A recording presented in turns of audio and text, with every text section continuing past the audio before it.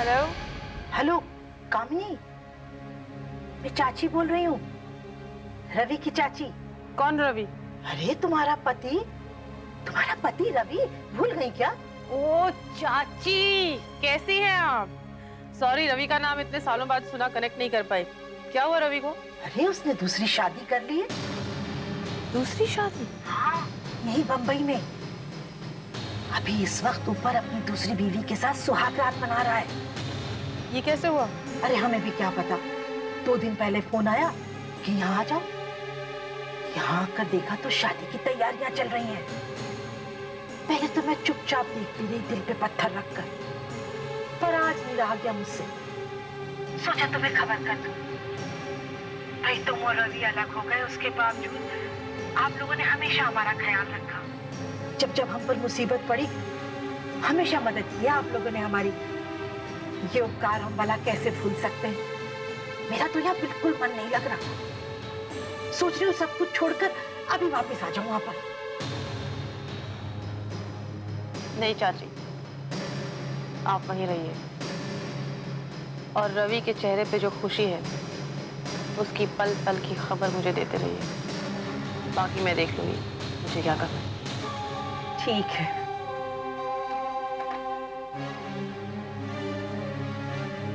अब कल सुबह जब सूरज उग रहा होगा तो उसमें से आग बरस रही होगी, और उसमें किसका घर जलेगा ये जानना मुश्किल काम नहीं है।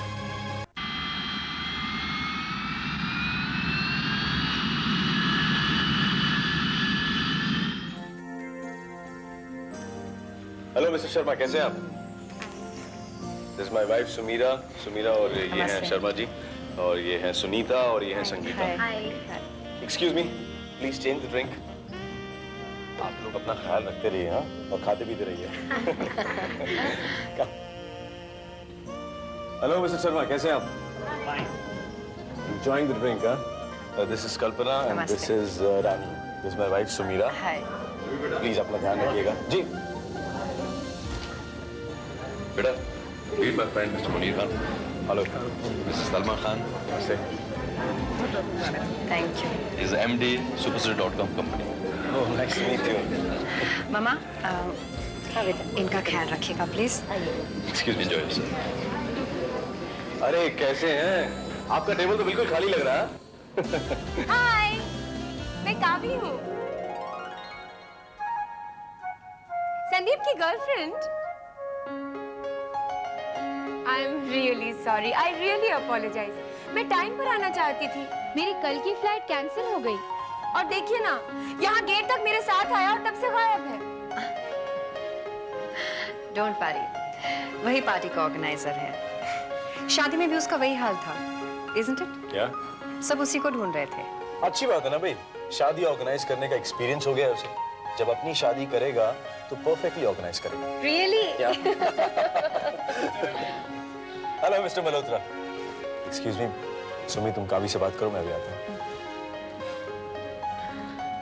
कावी, तुम कितनी लकी हो, तुम्हें इतना अच्छा हस्बैंड मिलने वाला है। हस्बैंड? किसे, मुझे? नो वे सुमेरा। क्यों? तुम संदीप से शादी नहीं करोगे? शादी? कभी नहीं, बल्कि मैं तो शादी के सख्त खिलाफ हूँ। मैं शादी करूंगी ही नहीं। शादी एक बंधन है। आई एम सॉरी, मेरा इशारा आपकी तरफ नहीं था। ये मेरे विचार हैं और ये सिर्फ मेरे लिए है। जिसको इसमें सुख मिलता हो वो करे।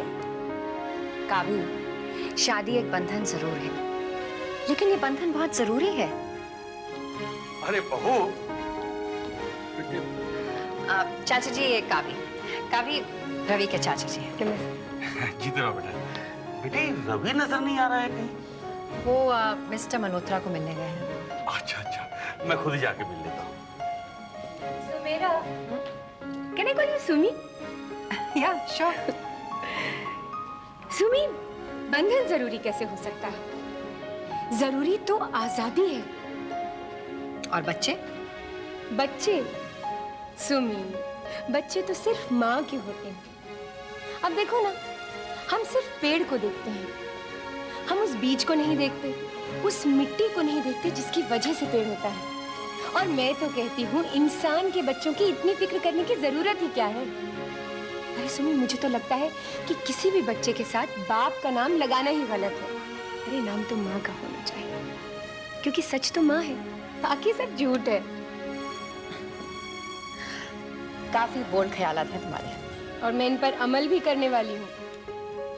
देखते हैं कब तक अमल करती हूँ। अच्छा एक काम करते हैं, आज हम तुम दोनों एक ही थाली में खाना खाते हैं। कहते हैं नई दुल्हन के साथ खाना खाने से शादी जल्दी हो जाती है। क्यों इस रस्म को झुटलाना चाहती हूँ सुमी? मैं तुम्हारे साथ एक थाली में खाना जरूर खा लूंगी, लेकिन शादी में नहीं करूंगी। अरे भाई, क्या बातें हो रही हैं इतनी देर से? चाची ये संदीप जानती हूँ। इसी की वजह से तो संदीप को आधी शादी छोड़ के भागना पड़ा। यहाँ भी देरी से पहुँचा। नहीं चाची, वहाँ भी तो काम ही कर रहा था। अरे भाई, पहली शादी में तो सब भाग दौड़ हम ही लोगों ने की थी। अब दूसरी शादी तो दूसरी ही होती है ना। रवि के चेहरे पे भी खुशी कहाँ है? अरे भगवान, फिर वही चर्चा लेकर बैठ गई। अरे दूसरी शादी है तो दूसरी सही। ये आपकी दूसरी शादी है? नहीं बेटे, लड़कियों की दूसरी शादी नहीं होती। ये हक तो मर्दों का ही है। रवि की दूसरी शादी है। औरत तो झूठी हो जाती है ना। अरे औरत झूठी कैसे हुई? वो कोई थाली में परोसा हुआ खाना है कि झूठी हो गई? आप तो खुद औरत हैं, आप ये कैसे हेलो कावी, मुझे पूरा शक था कि तुम जहाँ भी होगी झगड़ा करोगी। ऐसा मत करो यार, मेरी यार की शादी है, प्लीज। संदीप बात ये। अरे बात तुम क्या करोगी अब? बात करने की बारी तो मेरी आई है। चाची जी, चाचा जी वो क्या है, रवि आपको याद कर रहे, चलें? चलो भगवान, रवि याद कर रहा है। चाची जी चलिए। चलो।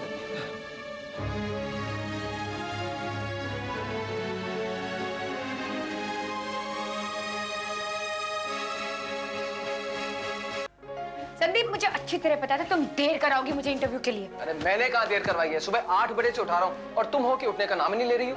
सोई कितने बजे थी मैं? हाँ, सुबह जाकर 4 बजे। इसमें मेरा कसूर है? 2:30 बजे हम रिसेप्शन से आए हैं। तो उसमें मेरी गलती है? वहाँ के सारी बाइयाँ, स्वीपर, सबके बिल जब तक नहीं चुका दिए, तुमने वहाँ से निकलने का नाम नहीं लिया। हेलो, मेरा काम था मैडम, मेरे बॉस की शादी थी, मेरे यार की शादी थी। अच्छा, मैंने कहा था आने के बाद 1 घंटे तक गप्पे हाँकते रहो। गप्पे मैं हाँक रहा था, तुम सोने का नाम नहीं ले रही थी। मैडम सुबह 4 बजे आपको जबरदस्ती सुलवाया मैंने। Hello. Oh my God Sandeep, thank God मैंने तुमसे शादी नहीं की, वरना तुमने मेरा जीना हराम कर दिया होता। और हमारी किस्मत देखिए, हमारा बिना शादी के जीना हराम हो रहा है। वाओ। रियली? जीना हराम हो रहा है? Bread, omelette, thank you. हम एक छत के नीचे लवर्स की तरह रह रहे हैं। हमने शादी नहीं की है तो जीना हराम कैसे हुआ? हाँ, कितनी क्लैरिटी है लाइफ में। ये तुम्हारा बेडरूम, ये मेरा बेडरूम, ये तुम्हारा बाथरूम, ये मेरा bathroom. Marriage is like autonomous statehood. Marriage एक बंधन है। I hate it. But I love it. You do. Ask me why. Jalina, मैं तुमसे प्यार करता हूँ। अगर तुम शादी करके मेरे घर में रहना चाहो तो भी मुझे मंजूर है, और अगर बिना शादी के रहना चाहो तो भी मुझे मंजूर है। यही तुम्हारी बात तो मुझे बहुत ज्यादा मंजूर है संदीप। संदीप, हाँ। मेरा इंटरव्यू रह गया, तुमने फिर बातों में लगा दिया। मेरा इंटरव्यू रह गया Sandeep. Come on, get up. You gotta get up. Don't have breakfast. मुझे बैग छोड़ो. Come on. Kavi, please. Interview इसका है, मुसीबत मेरे गले पड़ गई। तुम्हारा इंटरव्यू कितने बजे है? 12. आता हूँ यार। Yes, next. May I come in, sir? Come in.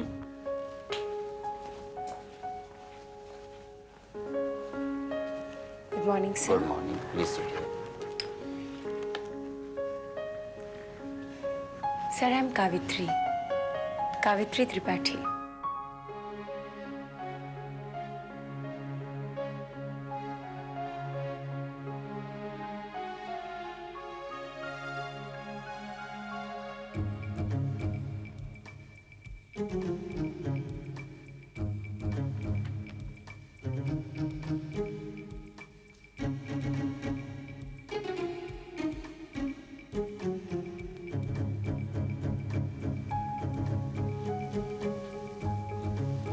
Sandeep, sir, क्या बात है, बहुत टेंस लग रहे हो? नहीं सर, मैं टेंस नहीं हूँ सर, मगर जरा सी टेंशन में हूँ।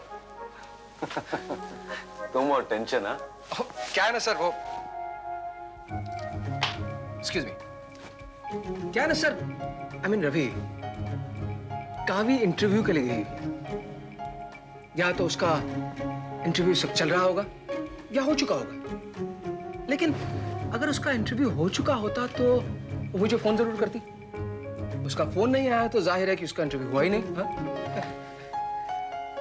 संदीप, अभी तुमने जितनी बातें की उनमें से कोई भी बात ऐसी नहीं जिसके बारे में तुम कुछ कर सकते हो। और जब तुम कुछ कर ही नहीं सकते हो तो फिर चिंता किस बात की है? देखो, काव्य एक इंटेलिजेंट लड़की है, वो सेलेक्ट हो जाएगी। नहीं, मुझे उसकी चिंता नहीं है, मगर रवि बस यूं ही चिंता सी है यार। Excuse me. हेलो रवि, मैं सुमी बोल रही हूँ। कावी? हाँ बोलो। कावी के इंटरव्यू से कुछ खबर आई? अरे यार, ये कावी का इंटरव्यू एक मुसीबत बन के रह गया। एक ये मेरे सामने बैठे हुए संदीप साहब, ये सुबह से कांप रहे हैं कि इंटरव्यू का क्या होगा, और आप मुझसे फोन करके पूछ रही हैं कि इंटरव्यू का क्या हुआ। क्या बात है, आप लोगों को कावी पर भरोसा है या नहीं है? नहीं, पूरा भरोसा है। बस घबरा रही थी कि अगर उसने कुछ इंटरव्यू में उल्टा सीधा कह दिया तो सिलेक्ट नहीं हो पाएगी, फिर बॉम्बे नहीं आएगी और मैं एक अच्छी दोस्त को खो दूंगी। मतलब एक ही मुलाकात में इतनी अच्छी दोस्ती हो गई? हाँ, दोस्ती के लिए तो एक पल ही काफी होता है, वरना उम्र भर की जान पहचान भी दोस्ती में नहीं बदल पाती। करण, निकिता, प्लीज चुप हो जाओ, मैं फोन पर हूँ, आवाज मत करो। करण, हाय हाय, क्यों डांट रही हो बहू बेचारे बच्चों को? पराई माँ के जाए हैं, सौतेली माँ की तरह मत डांटो इनको, बेचारों के सीने में भी दिल है। चलो बेटा चलो, सौतेली माँ तो सौतेली होती है ना। चल बेटा।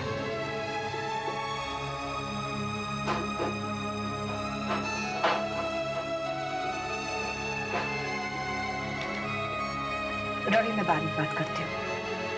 क्या हुआ? ये चाची की आवाज थी, क्या कह रही थी? कुछ नहीं, मैं बाद में बात करती हूँ।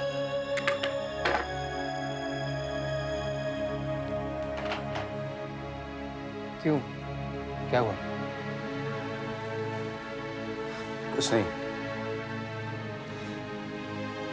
यार, ये जो मेरी चाची है ना, ये एकदम वो पुरानी फिल्मों की ललिता पवार जैसी है। खैर एनीवे, ये सुमी भी कावी के इंटरव्यू को लेकर परेशान थी। कावी का इंटरव्यू तो हो गया होगा ना अब तक, लेकिन अगर हो गया होता तो वो फोन कर देती। खैर, अब फोन नहीं आया तो जाहिर है कि इंटरव्यू नहीं हुआ होगा ना। क्या हुआ? सर, आप अभी वही बातें बोल रहे हैं जो कुछ देर पहले मैं बोल रहा था, और आप ही मुझे कह रहे थे कि ये सब वो बातें हैं जिस पर मेरा कोई बस नहीं है। मैं खामखा अपने आप को परेशान कर रहा हूँ। मुझे लगता है मुझ पर भी तुम्हारा और सुमी का असर हो गया। भैया, मैं भी परेशान हो गया था। अरे आप लोग तो खामखा इतने परेशान हो रहे थे, मैं तो वहां ऐसे इतने आराम से बात कर रही थी जैसे इंटरव्यू उनका हो रहा हो, मेरा नहीं। और यहाँ इन दोनों की परेशानी का असर मुझ पर भी हो गया, और मैं भी।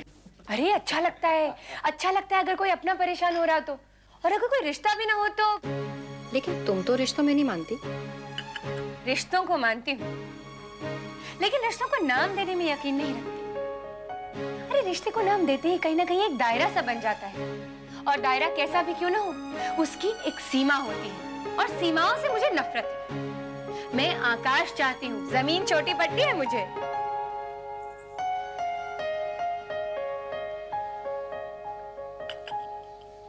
क्या हुआ?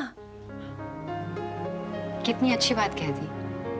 मैं आसमान चाहती हूँ, जमीन मुझे छोटी पड़ती है। लेकिन यही बातें तो मेरे पिताजी को बिल्कुल नागवार गुजरती हैं। अब मेरे इस इंटरव्यू में सेलेक्ट हो जाने से एक बहुत बड़ी प्रॉब्लम खड़ी हो गई है। प्रॉब्लम क्यों? यहाँ रहने की तो कोई समस्या नहीं है। संदीप बेचारे ने तुम्हारे लिए घर इतनी अच्छी तरह से सजा कर रखा है। मैं तो घर के साथ साथ घरवाली बनाने के लिए भी तैयार हूँ, मगर ये है कि शादी के लिए मानती ही नहीं। मेरे ये नहीं मानने से तो सारी प्रॉब्लम खड़ी हो रही है। मेरे पिताजी दिल्ली में ब्राह्मण समाज के अध्यक्ष, जब उन्हें ये पता चलेगा कि उनकी बेटी बॉम्बे जा रही है, वो भी नौकरी करने के लिए, तो जरा सोचो। और किसी लड़के के साथ बिना शादी के रहने वाली है। मर्डर, तब तो कत्ल भी हो सकता है। अभी तो सिर्फ ये बताऊंगी कि नौकरी कर रही है, एक बार बॉम्बे आ जाऊं फिर खोलूंगी धीरे धीरे राज। और फिर शुरू होंगे तुम्हारे घर में धमाके। हाँ, धमाके? अरे धमाका तो ये खबर सुनते ही हो जाएगा। मेरी 6 बजे फ्लाइट, 7:30 बजे मेरी फ्लाइट दिल्ली एयरपोर्ट पे लैंड करेगी। वहां मेरा भाई एयरपोर्ट पर मुझे लेने के लिए इंतजार कर रहा होगा। 8:30 पौने 9 बजे तक हम घर पहुंचेंगे। अब क्योंकि मेरे पास सिर्फ 3 दिन है नौकरी ज्वाइन करने के लिए, तो बातों ही बातों में मैं उन्हें बता दूंगी कि मैं बॉम्बे जा रही हूँ नौकरी के लिए। ये खबर सुनते ही और ये जानते ही कि मैं बॉम्बे जा रही हूँ नौकरी के लिए, जो बड़ा सा बम का धमाका होगा वो मेरे घर से आएगा। और मेरे पिताजी कह रहे होंगे, रमाकांत त्रिपाठी की बेटी कावेत्री त्रिपाठी एक बैंक की नौकरी करने के लिए बंबई जाएगी, वहां अकेली रहेगी। रमाकांत त्रिपाठी जो पूरे भारत के ब्राह्मण समाज के अध्यक्ष हैं, जिनके हाथों का बनाया हुआ पंचांग सर्वमान्य है।